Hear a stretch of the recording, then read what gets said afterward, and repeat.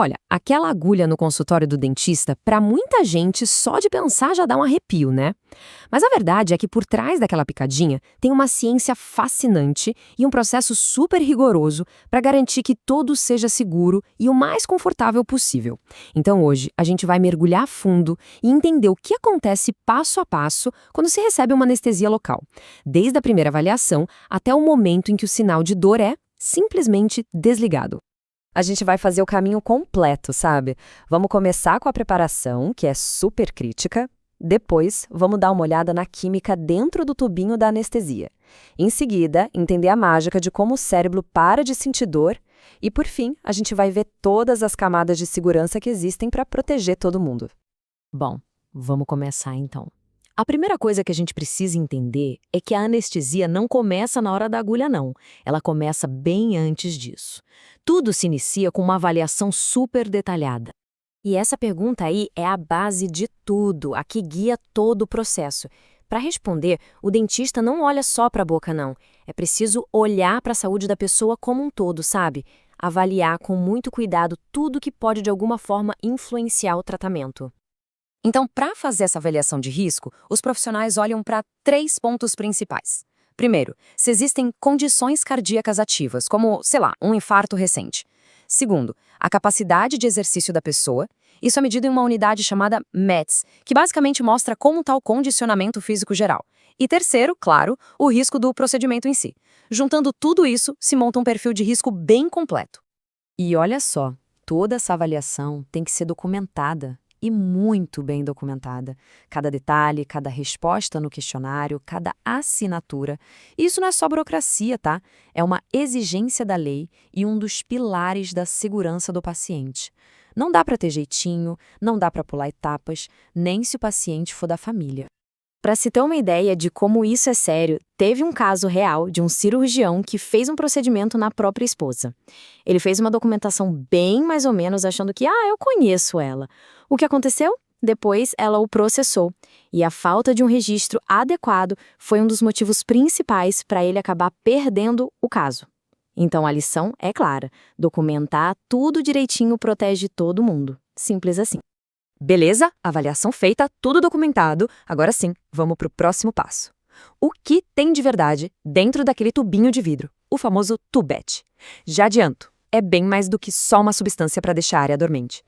Ali dentro tem um verdadeiro coquetel, uma mistura super bem pensada. Primeiro tem o anestésico local, né? É ele que faz o trabalho pesado, de bloquear a dor. Aí tem o vasoconstrictor, geralmente epinefrina, que, como o nome diz, contrai os vasos sanguíneos. Por que isso é importante? Porque ele não deixa o anestésico sair passeando pelo corpo. Ele segura o anestésico ali no lugar, fazendo o efeito durar mais. Para fechar, tem um antioxidante que protege o vasoconstrictor e tudo isso misturado em água estéril. E essa presença do vasoconstritor cria uma coisa curiosa, uma espécie de troca. A solução fica bem mais ácida. Por causa disso, a anestesia demora um pouquinho mais para começar a fazer efeito, porque o corpo precisa de um tempinho para equilibrar esse pH. Mas, em compensação, o benefício é enorme. O efeito anestésico dura muito mais tempo. E isso é fundamental para quase todos os tratamentos. Ok, agora que a gente já sabe o que tem na seringa, vamos para a parte que, para mim, é a mais fascinante. Como é que essa mistura impede que a gente sinta dor? É aqui que a gente entra na neurociência da coisa. Para entender isso, a gente precisa falar do neurônio. Ele é a célula mensageira do nosso corpo. Imagina que ele é tipo um fio elétrico. Tem uma ponta que recebe informação, um corpo, e um fiozão comprido, o axônio, que leva sinal para frente. Então vamos supor que algo cause dor, como o motorzinho do dentista. Naquele momento é gerado um sinal elétrico, um alerta de dor. E esse pulso elétrico começa a correr bem rápido pelo axônio, pelo fio, na direção do cérebro. Só que antes que esse sinal chegue no destino final, as moléculas do anestésico que foram injetadas ali entram em ação. Elas se infiltram no nervo e vão direto para pontos estratégicos no meio do caminho desse sinal de dor.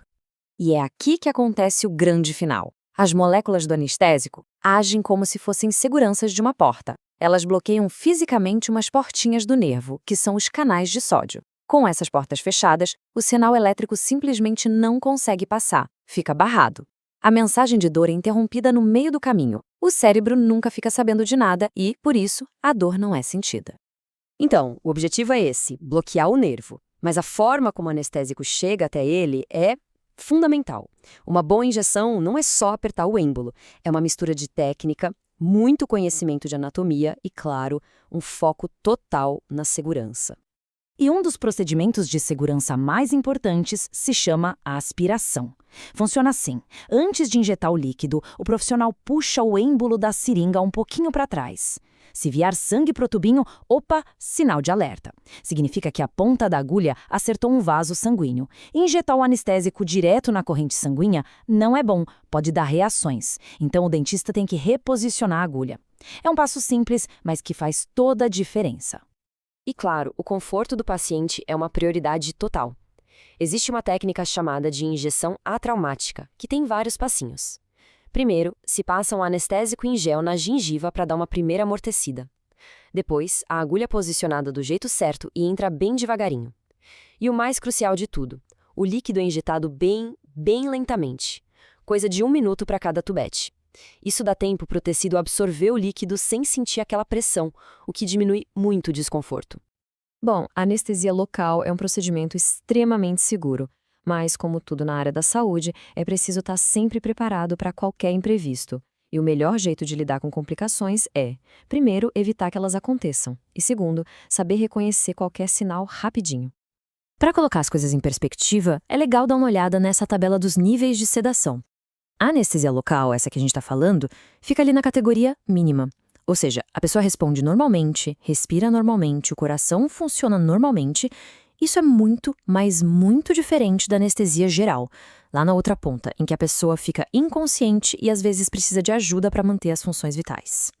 E o interessante é que as complicações mais comuns, na verdade, nem são por causa do remédio. A mais frequente de todas é a síncope, que é o nome chique para desmaio. E isso geralmente acontece por pura ansiedade. Outras coisas podem acontecer, tipo um hematoma, um roxinho se a agulha pegar um vasinho de sangue. Já as complicações mais sérias, como a parestesia, que é uma dormência que demora para passar, essas são extremamente raras. E quando a gente fala extremamente raras, os números não mentem. Se a gente pegar a parestesia depois de usar um anestésico específico, a articaína, a chance de acontecer é de mais ou menos um caso em cada 4.600.000 injeções. É um número gigantesco. Isso ajuda a gente a entender o tamanho real do risco, que é mínimo. Para a gente ir finalizando, vamos dar um passo para trás e olhar o quadro geral. Vamos ver os sistemas e protocolos que criam uma verdadeira rede de segurança e que fazem da anestesia local um dos procedimentos mais seguros que existem. No fim das contas, a segurança não é uma coisa só, é um sistema completo. Começa com aquele histórico de saúde bem detalhado. Passa pela técnica perfeita, como aspirar sempre e injetar devagar. Se fortalece com uma documentação impecável. E se mantém viva com treinamento constante da equipe, com simulações de emergência. Cada um desses pontos é uma camada a mais de proteção. E tudo isso nos leva a uma reflexão final. Qual é a ferramenta mais importante ali? A agulha que aplica o anestésico ou o prontuário do paciente? Depois de tudo o que a gente viu, fica claro que, embora a agulha seja essencial, a verdadeira base da segurança e do sucesso do procedimento não está no objeto, e sim na informação, na preparação, no cuidado. No fim do dia, aquele papel ou arquivo digital com todo o histórico do paciente, essa sim, talvez seja a ferramenta mais poderosa de todas.